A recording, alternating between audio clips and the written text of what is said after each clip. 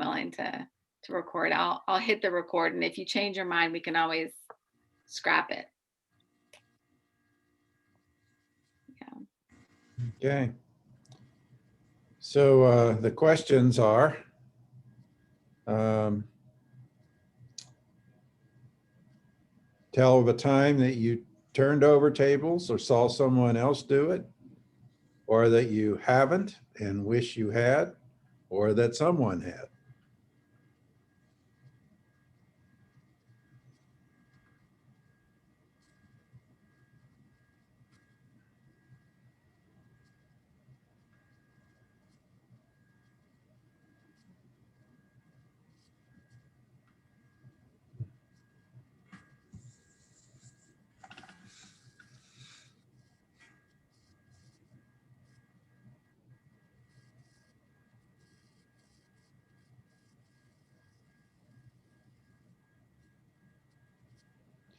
Well, since I asked the question, it only makes sense that I'd be willing to go first if it's all right, unless somebody's got a burning Go. issue. This goes back 2 incidences that were closely related in time. My senior year of high school, I was an exchange student in Sweden. And I had a friend at school who invited me to his home for a Friday night dinner. And my host family, when they found out who it was, just hit the ceiling. I was a farm boy from rural Ohio, and to find out that he was Jewish didn't mean much to me at all. But this family that I knew and loved, my host family, just blew up. And didn't I know that his people killed Jesus? And I got my back up, and I went to dinner with his family too, to Shabbat dinner. The other incident, just a few months later, I was a freshman in college, and my roommate, Henry, was African American. We were at the University of Rochester, and he was from Rochester.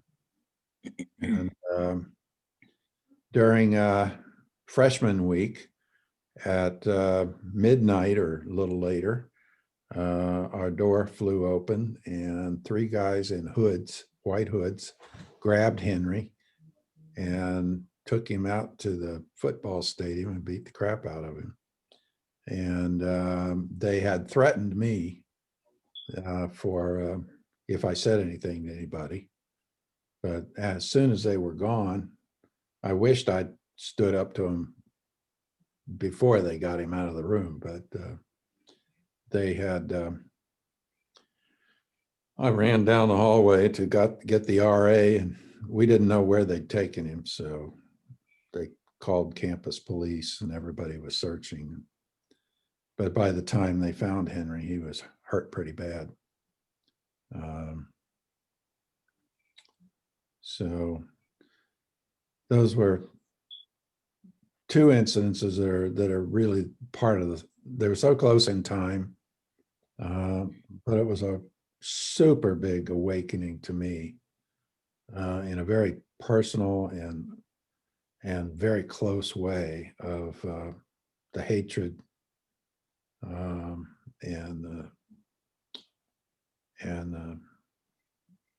evil that was out there in the world.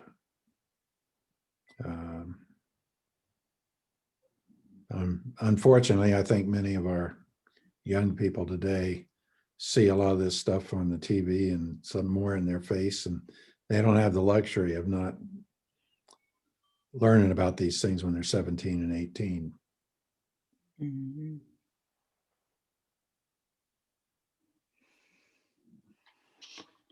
I'm going to ring the bell after each one of us goes. Okay. Thank you, John.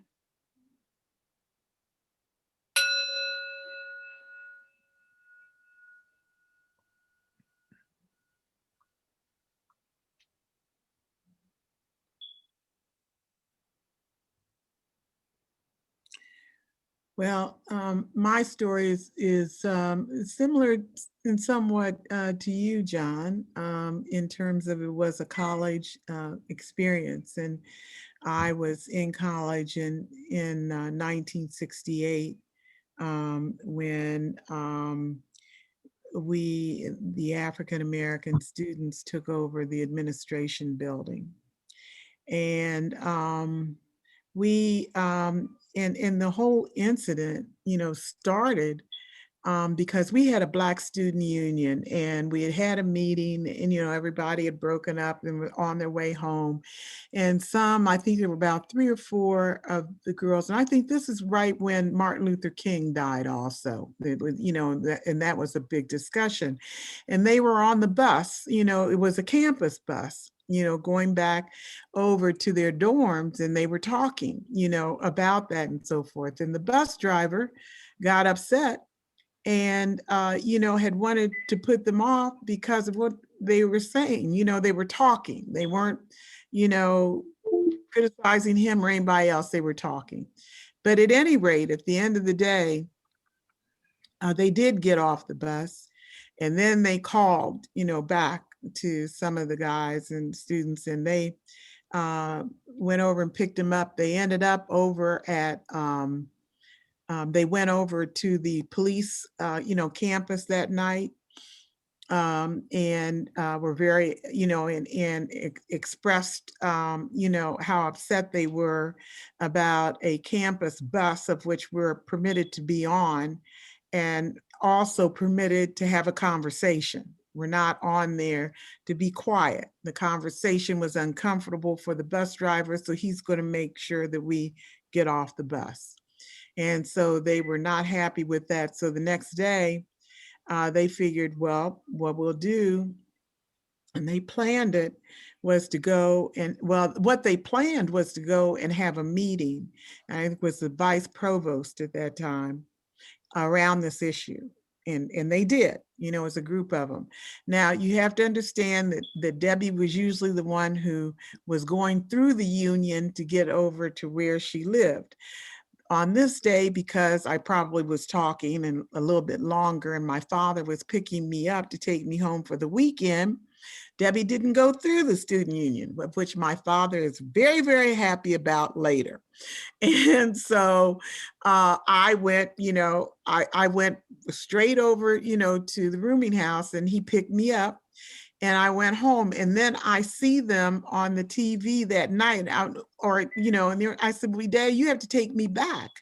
I have to go back so that I can be with my students. He just looked at me like I'd lost my mind and decided that was not going to happen. And he was glad that he picked me up. But they went in really to have a conversation and to talk about what had happened and how it is that we can resolve it. But the vice provost at that time was very uncomfortable with them, and and ended up not wanting to to even discuss or look at anything or whatever. So they just decide they're going to stay there. So it happened just like that. Well, we're just going to stay here until you sit down and have a talk with us. And that's how the whole thing went down. And so it ended up that they paid a price for that. Some of them were actually kicked out of school. Some of them were arrested, various things, it was just, and it wasn't on an even keel. It wasn't like, we're going to take all of you, we're all going to be arrested, or you're all going to be, kicked out of school. It wasn't that. It was just certain people, and we had a reunion not too long ago. Okay. And we talked about it again, and what happened and the results of that. So that to me was turning over the tables. I was part of it after it happened, and the things that we needed to do for the university. And that's how the Black Studies Department was created at Ohio State University. Was as a result of that incident. And I was part of the group that helped to create that Black Studies Department.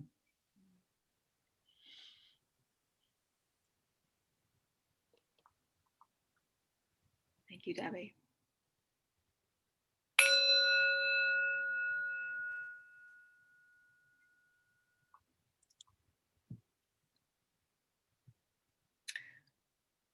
We have just a little bit under 6 minutes, so I just wanted to call our attention to that. And I'm not going to share. So I'm actually going to stay just for a little bit longer and then go back to the main room. So I just wanted to let you all know, so I'm not interrupting.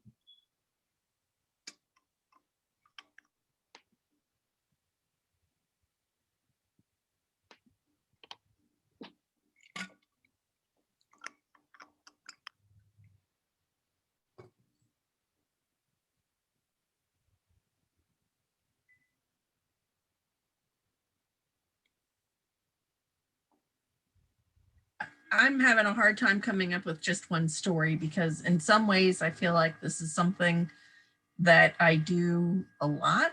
And then in other ways, I feel like I don't complete it. You know, that it's more of the holding accountable in different kinds of ways. You know, I think of I grew up in an abusive home. My mother had gotten a protection order. My father was coming back to get his stuff, and he had a friend. And I was the one who was holding accountable and, you know, taking the time of, oh, the sheriff said 30 minutes and having a timer out there of here's how long that could be. But I think about that in terms of turning the tables. And I guess in terms of, you know, fighting the patriarchy that was there, but I actually was adhering to the system and adhering to the law in that case, you know, and trying to stand up to that. But I have one friend who is super wealthy, and I have taken to, I make comments on Senator Portman's innocent Facebook posts about what a shame it is that he is protecting the rich again, you know, and I draw back to whatever that is. And I follow up with an email because I know he doesn't read his social media. But my super rich friend who protects her online identity just gave me this whole lecture about how taxes work and how wrong I am and to get over it on my senator's page. And so, you know, I said, we've had an offline conversation and we had an online conversation, you know, where I said, you are not true, you know, you're being very condescending here. And she's like, oh, I don't see that at all. I'm sorry you feel that way. And, you know, and so I just feel like it's kind of there. But I also, like I said before, I worry about the line. So finished. Dorothy? Let me ring you, Anne.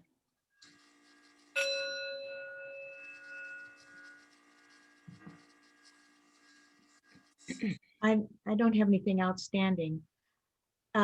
Sort of in keeping though, I've never forgotten this. Now I'm you know, I'm past retirement age, so I'm up there and I've been around a long time. But I remember this time when I was a child, and it was in keeping with the earlier conversations. I lived in my family lived in North Carolina. That was their home, and we lived in Asheville.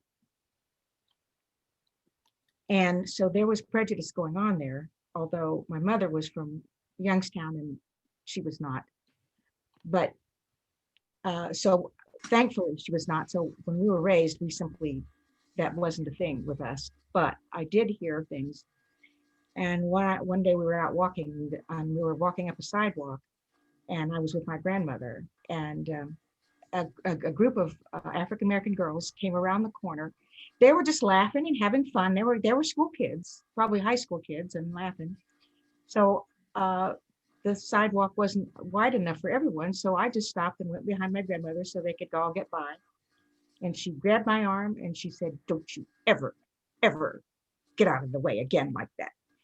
And I was so shocked, but I understood what she was saying. I was old enough to understand what she was saying. I think I was 6.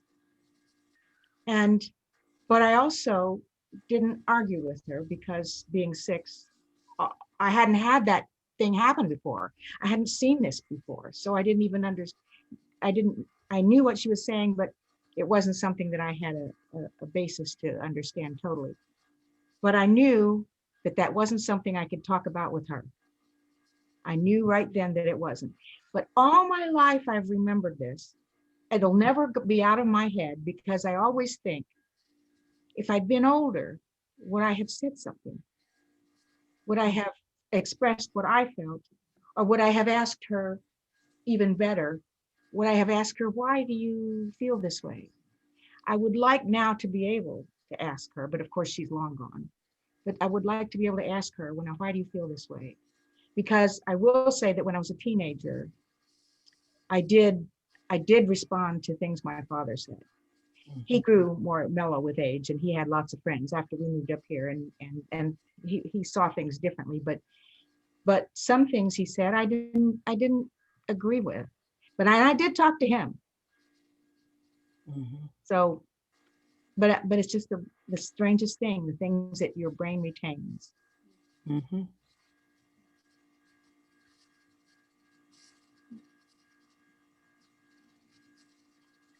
Amy, if I can I'll- nominate Debbie Stokes and John Paddock's stories for being shared more broadly, I mean, those are very significant stories. Really? Yeah, for sure. Thanks for I can't even, I was in shock. I can't imagine what it would be like for you, a young man, to have people come into your room and grab your friend. I'm gonna go, you all. I'll see you back Yeah. there. Okay. You have about 1 more minute. Okay. Yeah, I agree with you, Dorothy, that, and when we talk